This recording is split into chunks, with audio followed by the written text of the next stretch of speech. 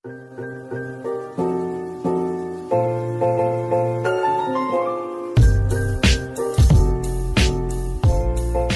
warahmatullahi wabarakatuh. Perkenalkan, nama saya Ahmad Doni Kusuma, NPM 719212818. Baik teman-teman, pada video kali ini saya akan menjelaskan tentang pengukuran kinerja dan pengawasan koperasi. Apa itu kinerja? Kinerja adalah sebuah kata dalam bahasa Indonesia dari kata dasar kerja yang menerjemahkan kata dari bahasa asing prestasi. Bisa pula berarti hasil kerja. Kinerja dalam organisasi merupakan jawaban dari berhasil atau tidaknya tujuan organisasi yang telah ditetapkan. Para atasan atau manajer sering tidak memperhatikan kecuali sudah sangat buruk atau segala sesuatu jadi serba salah. Pengukuran kinerja. Pengukuran kinerja merupakan suatu alat manajemen yang digunakan untuk meningkatkan kualitas pengambilan keputusan dan akuntabilitas. Proses pengukuran kinerja seringkali membutuhkan penggunaan statistik untuk menentukan tingkat kemajuan suatu organisasi dalam meraih tujuan. Tujuan mendasar dibalik dilakukannya pengukuran adalah untuk meningkatkan kinerja secara umum. Prinsip-prinsip dalam pengukuran kinerja itu ada 6. Yang pertama, seluruh aktivitas kerja yang signifikan harus diukur. Yang kedua, pekerjaan yang tidak diukur atau dinilai tidak dapat ditolak karena darinya tidak ada informasi yang sinkron objektif untuk menentukan nilainya. Yang ketiga, kerja yang tak diukur sebaiknya diminimalisir atau bahkan ditiadakan. Yang keempat, keluaran kinerja yang diharapkan harus ditetapkan untuk seluruh kerja yang diukur. Yang kelima, hasil keluaran menyediakan dasar untuk menetapkan akuntabilitas hasil alih sekedar mengetahui tingkat usaha. Dan yang keenam, mendefinisikan kinerja dalam artian hasil kerja semacam apa yang diinginkan adalah cara manajer dan pengawas untuk membuat penugasan kerja operasional. Kelembagaan keanggotaan permodalan volume usaha aset dan SHU.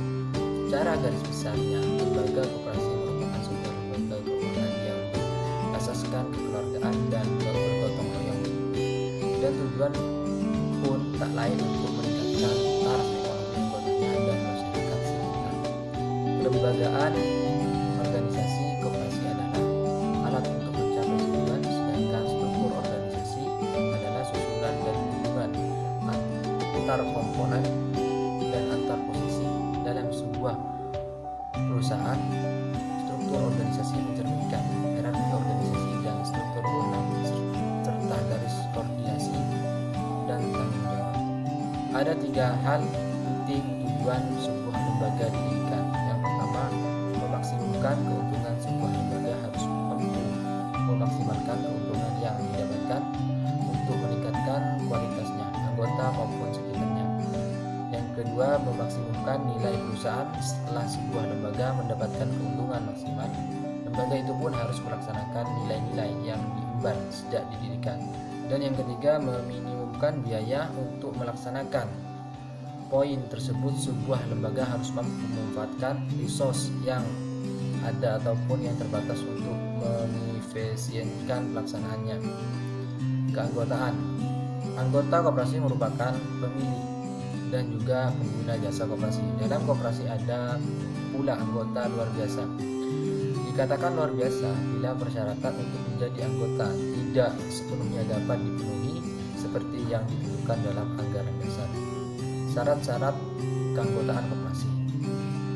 Setiap warga negara Indonesia (WNI) yang mampu melakukan tindak hukum atau badan hukum koperasi yang memenuhi persyaratan. Kedua, menerima landasan dan asas koperasi. Yang ketiga, bersedia melakukan kewajiban-kewajiban dan hak-haknya sebagai anggota. Volume usaha adalah total nilai penjualan atau penerimaan dari barang dan jasa pada suatu periode atau tahun buku yang bersangkutan. Dengan demikian, volume usaha koperasi adalah akumulasi nilai penerimaan barang dan jasa sejak awal tahun buku sampai akhir tahun buku. Aktivitas ekonomi koperasi pada hakikatnya dapat dilihat dari besarnya volume usaha koperasi tersebut. Permodalan. Modal jangka panjang diperlukan untuk penyediaan fasilitas fisik bagi koperasi seperti untuk pembelian tanah, mesin, dan kendaraan yang diperlukan oleh koperasi. Modal jangka pendek diperlukan oleh koperasi untuk membiayai kegiatan operasional koperasi seperti gaji, pembelian bahan baku, pembayaran pajak dan asuransi, biaya penelitian, dan sebagainya. Aset sebagai penggerak ekonomi rakyat dan sebagaimana suku buruh perekonomian nasional, koperasi sering mendapat hubungan dari berbagai pihak dalam bentuk atau sumbangan barang modal untuk menjalankan usahanya. Barang modal tersebut dapat diakui sebagai aset tetap milik koperasi, walaupun aset tetap tersebut tidak dapat dijual untuk menutupi risiko kerugian. Dalam aset tetap tersebut tidak dapat menutup risiko kerugian sebagaimana dipersyaratkan oleh penyumbangan atau diterapkan dalam perjanjian kita menerima sumbangan. Maka aset tetap tersebut dikelompokkan dalam aset lain-lain. Sifat pembatasan aset tetap disajikan dalam catatan laporan keuangan. Aset-aset yang dikelola koperasi tapi bukan milik koperasi tidak diakui sebagai aset dan harus dijelaskan dalam catatan atas laporan keuangan. Rapat anggota koperasi dapat menetapkan pengumpulan dana tertentu dari anggota yang digunakan untuk tujuan khusus sesuai kepentingan anggota. Sisa hasil usaha SAU. Istilah sisa hasil usaha atau SAU dalam organisasi badan usaha koperasi dapat dipandang dari dua sisi.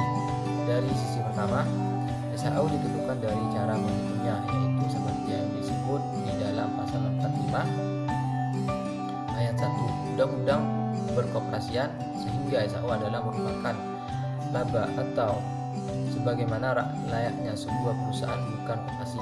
Dari sisi kedua, sebagai badan usaha yang mempunyai karakteristik dalam nilai-nilai tersendiri, maka sebutan sisi hasil usaha merupakan makna yang berbeda dengan keuntungan atau laba dari badan usaha bukan koperasi.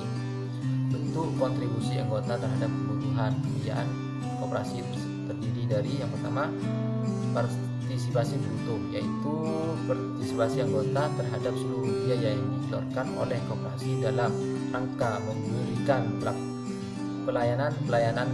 Partisipasi bruto dihitung dari harga pelayanan yang diterima atau dibayar oleh anggota. Kedua, partisipasi neto, yaitu partisipasi anggota terhadap biaya-biaya di tingkat organisasi koperasi dalam rangka menjalankan fungsi-fungsi sebagai pemegang mandat anggota. Metode pengawasan koperasi. Metode pengawasan secara garis besar, pengawas dapat dibagi menjadi dua, yaitu metode pengawasan kualitatif dan metode pengawasan kuantitatif. Pengawasan kualitatif dilakukan oleh manajer untuk menjaga performa organisasi secara keseluruhan, tingkat serta performa karyawan. Metode pengawasan kuantitatif dilakukan dengan menggunakan data, biasanya digunakan untuk mengawasi kuantitas maupun kualitas produk. Baik, mungkin itu saja yang dapat saya sampaikan. Kurang lebihnya mohon maaf. Wassalamualaikum warahmatullahi wabarakatuh.